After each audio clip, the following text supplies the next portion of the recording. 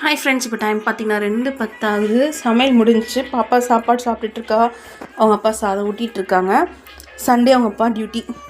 பார்த்தீங்கன்னா கிரைண்டர் ரொம்ப நாள் ஆச்சு, இந்த இடத்த விட்டு நகட்டவே இல்லை. மிக்ஸி வச்சே ஓட்டிகிட்டு இருந்தேன். ஸோ இன்றைக்கி தான் க்ளீன் பண்ணேன். ஒரு நாள் பாப்பா மிக்ஸி போட்டு வச்சுருந்தா, அதை பார்க்காம நான் மிக்ஸி போட்டு தக்காளிலாம் வெளியே தெரிச்சு அது ஒரு லைட்டாக பின்னாடிலாம் இருந்துச்சு. அதெல்லாம் இன்றைக்கி க்ளீன் பண்ணிவிட்டு அப்புறம் கிரைண்டரையும் ஒரு லைட்டாக ஒரு தேய்ச்சிட்டேன். ஒரு 15 days ஆச்சு கிரைண்டர் எடுத்து. அடுத்து பார்த்திங்கன்னா ஊற வச்சுருக்கேன். சமையல் வேலை இந்த பக்கம் முடிஞ்சது இருக்குது. காய் பார்த்திங்கன்னா உருளைக்கிழங்கு. இன்றைக்கி அவங்க அப்பா தான் மெனு சொன்னாங்க, ரொம்ப நாள் ஆச்சு சொல்லிட்டு. உருளைக்கிழங்கும் தக்காளி சாதமும். மோஸ்ட்லி வேலைக்கு போகிற அன்றைக்கெலாம் சாதத்துக்கு இந்த மாதிரி தக்காளி சாதம் லெமன் சாதம் மோஸ்ட்லி பண்ண மாட்டேன். சாம்பார் வேணும், குழம்பு வேணும்னு சொல்லிட்டு, ஏன்னா டிஃபனுக்கு அதெல்லாம் அப்படியே ஓட்டிடலான்னு. இந்த பக்கம் வெள்ளை சாதம் இருக்குது.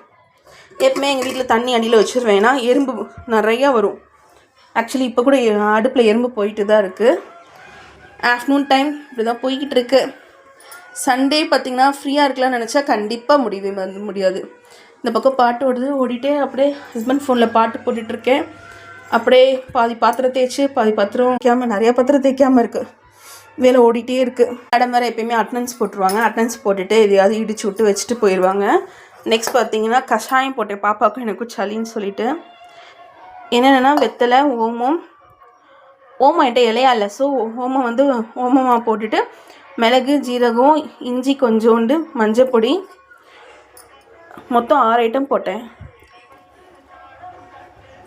பயங்கர கசப்பாக இருந்துச்சு. நல்லா கொதிக்க விட்டுருந்தேன். மேடமுக்கும் கொடுத்துட்டு நானும் குடிச்சிட்டேன். அவ்வளோதான் ஃப்ரெண்ட்ஸ். இன்னும் இந்த மீதி வெல்லாம் பார்த்துட்டு அப்படியே டைம் ஓடிடும். சாப்பிட்டு வச்சு செஞ்சு கிரைண்டர் போட கரெக்டாக இருக்கும். உங்களோட சண்டேஸ்லாம் பிஸியாக போகுமா?